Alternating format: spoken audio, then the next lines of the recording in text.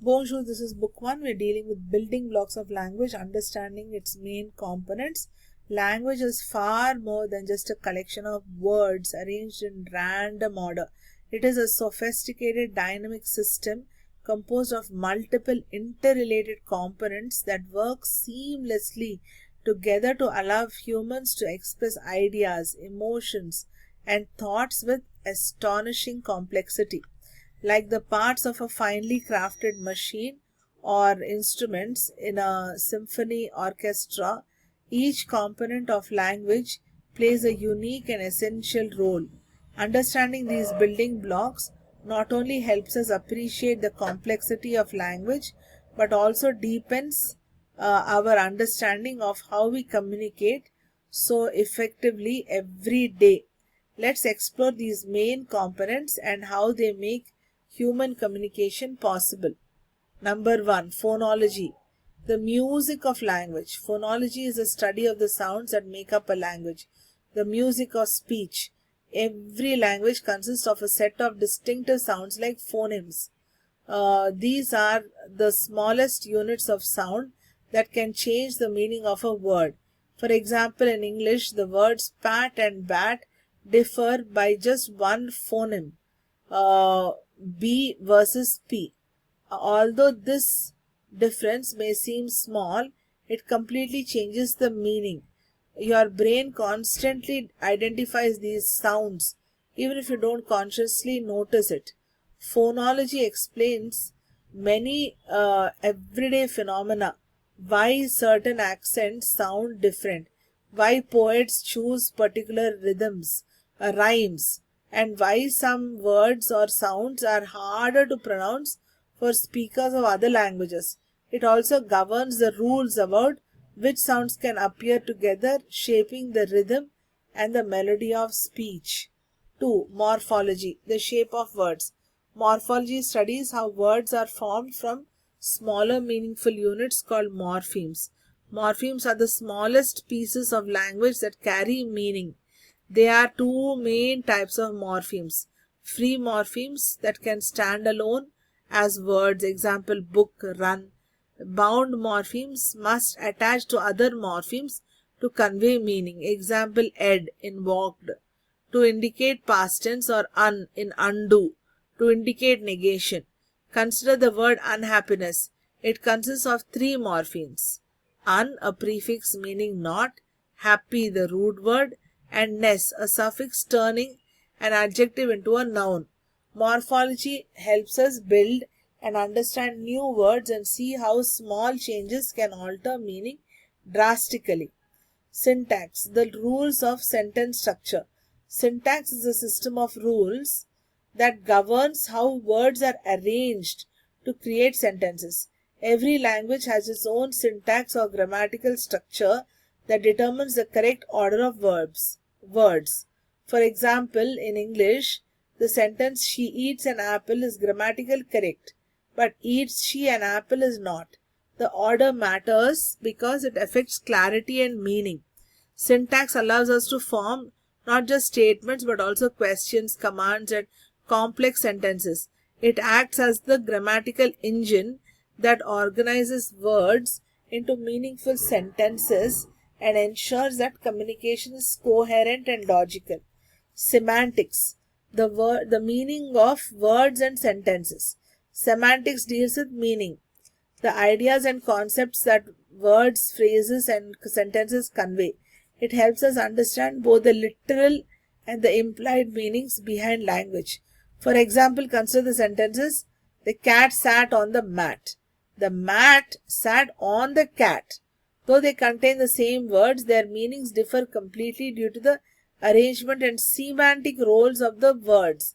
Semantics is crucial in helping us avoid misunderstandings by clarifying what speakers actually mean, not just what they say. It is the key to grasping vocabulary and nuances of meaning. Pragmatics, language and context.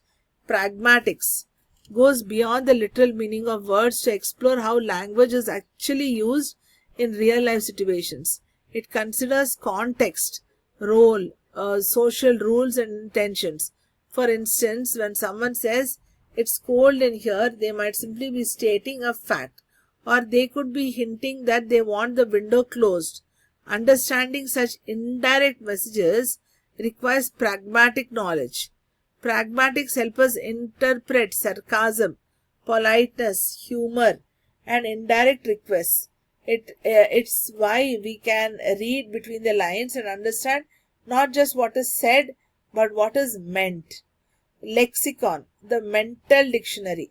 The lexicon is like a personal mental dictionary containing all the words a person knows, along with their meanings, pronunciations, and grammatical properties. When you hear the word dog, your lexicon helps you recognize the sound, picture, and the animal and know how to use the word correctly in sentences. A rich lexicon allows for faster, more precise communication and reflects cultural knowledge and personal experience. It grows throughout life as we learn new words and concepts. Discourse, language beyond the sentence.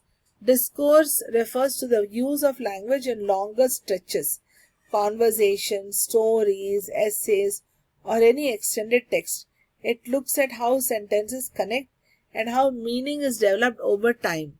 For example, pronouns like he or she in a story only make sense if we know who the characters are from previous sentences. Discourse analysis helps us understand how ideas flow logically and how speakers organize their thoughts. Discourse is essential for storytelling, uh, argumentation, dialogue, and even social media posts. It reveals how language functions in real communication beyond isolated sentences. How these components work together? Think of a language as a symphony orchestra. Each and every component is an instrument that plays a crucial part. Phonology provides the sounds. Morphology and syntax build the words and sentences. Semantics add meaning. Pragmatics provides the context. Lexicon stores the vocabulary. Discourse connects everything into a coherent whole. When these components function in harmony, we achieve clear, meaningful, and effective communication, the very foundation of human interaction. So, what is the conclusion? Language is a beautifully intricate system made up of multiple interdependent components. From tiny sounds to complex conversations, each piece plays a vital role in how we speak, write, listen, and connect with others. Understanding phonology, morphology, syntax, semantics, pragmatics, lexicon, and discourse not only helps linguists study language scientifically but also enriches our everyday appreciation of communication. Whether we are a language learner, a student of linguistics, or simply fascinated by words, knowing the building blocks of language deepens our understanding and enjoyment of one of humanity's greatest achievements. So there's this other answer. Language is a complex system involving several components. What are the main ones you have studied? Briefly describe them. How is your opinion? How, in your opinion, do these components contribute to understanding language as a system? So, language is not just a collection of words, it is a system, a structured whole where different parts work together. Just like a machine has many moving parts or a human body has organs, language has components that must function together for communication to happen. When we study language scientifically, we understand it through different levels of components such as phonetics, phonology, morphology, syntax, semantics, pragmatics, discourse, lexicon. Each of these parts helps us understand how language is built, how it is used, and how meaning is created and interpreted. So let us do phonetics and phonology. We are doing this one more time because it has stories, so it might help us. So sounds of language. Phonetics studies the physical sounds of speech, how they are produced by mouth, nose, vocal cords, transmitted as sound waves and heard. Phonology studies how sounds function in a particular language. It looks at sound patterns such as which sounds can go together, how can they change in different contexts. Priya, a linguistics student, recorded people from Tamil Nadu and Punjab saying the word school. She noticed that Tamil speakers sometimes added a sound in front, is school. This is not wrong. It reflects how their phonological rules shape pronunciation. So phonology helps us understand why such changes happen, why it matters.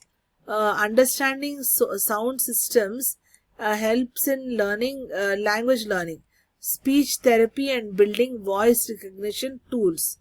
So morphology, a study of words. Morphology is the study of how words are formed. Words are made of smaller parts called morphemes, which are the smallest units of meaning. Example, the word unhappiness has three morphemes. Un, prefix meaning not, happy, root word, ness, suffix meaning state or quality. So when Raj, a 10-year-old, saw the word replay, he asked, does this mean play again? Yes, he understood the meaning by breaking it into re and play. That's morphology in action. Why it matters? It helps us understand how new words are created and how meaning is built into word forms. This is useful for language learning, translation, and making dictionaries. Syntax, the structure of sentences.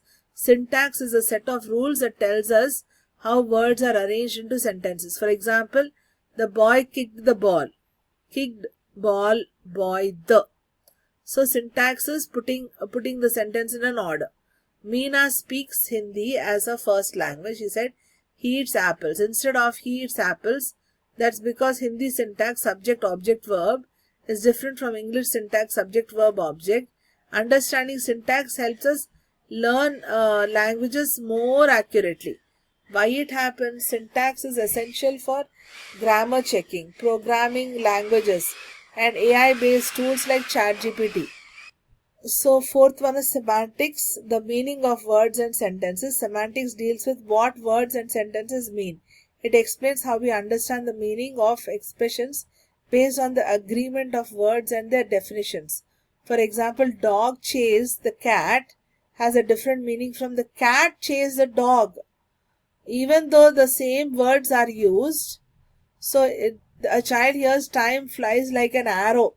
He thinks time can fly like a bird. Semantics helps us teach that it is a figurative expression, not literal. Without semantics, we misunderstand sentences all the time. Why it matters? Semantics helps in translation, language learning, and understanding metaphors and idioms. So pragmatics, language and context. Pragmatics is a study of how context affects meaning. The same sentence can mean different things depending on who says it and how and when and where.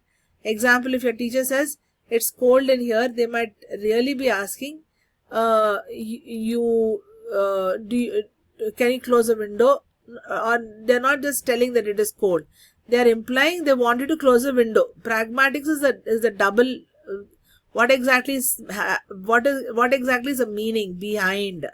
So Ali told his friend, "Nice job," after he dropped a glass. It was meant sarcastically. Only by understanding tone and situation, that is pragmatics, can the listener realize it was not a compliment. Why it matters? Pragmatics is a key to polite conversation, humor, sarcasm, and effective communication. It is especially important in intercultural settings. So, discourse, language beyond sentences. Discourse is a study of how sentences connect to form larger pieces of language like conversations, stories, or essays. It looks at how we begin a conversation, how we change topics, how we signal that we are finished talking. Example, when Maya was writing an essay, her teacher said, "Your ideas are good, but the paragraphs don't connect well." Discourse analysis helps writers and speakers organize their thoughts clearly and logically. Why it matters? It is important for writing, public speaking, journalism, and storytelling. So, lexicon, the vocabulary of a language. The lexicon is a mental dictionary of a language that includes not just the meanings of words but also how they behave, noun, verb, adjective, how they combine. For example, we say strong tea but not powerful tea, even though strong and powerful are synonyms. So, Tina, a French speaker, asked, can I say make a party? In English, we say have a party, not make. Her lexicon didn't yet include the right collocation. That's why vocabulary is more than word meanings. It's also about usage. Why it matters? A strong lexicon helps with fluency, idioms, word choice, and translation. How these components help us understand language as a system? Each component is like a part of a machine. Phonology gives us sounds. Morphology builds words. Syntax builds sentences. Semantics gives meanings. Pragmatics shows how to use meaning in context. Discourse connects ideas. Lexicon provides the raw materials of words and expressions. Together, they form a complete living system. Understanding one part helps, but only by seeing how they all connect can we truly understand how language works. So, language is more than just speaking or writing, it is a complex system where sounds, words, grammar, meaning, and context all come together. By studying each component, phonetics, phonology, morphology, syntax, semantics, pragmatics, discourse, and the lexicon, we get a complete picture of how language functions. These components help us understand how we communicate, how we learn languages, and how we solve real world problems involving speech, writing, and understanding. Like parts of a symphony, each element plays a role in a beautiful system that is human language.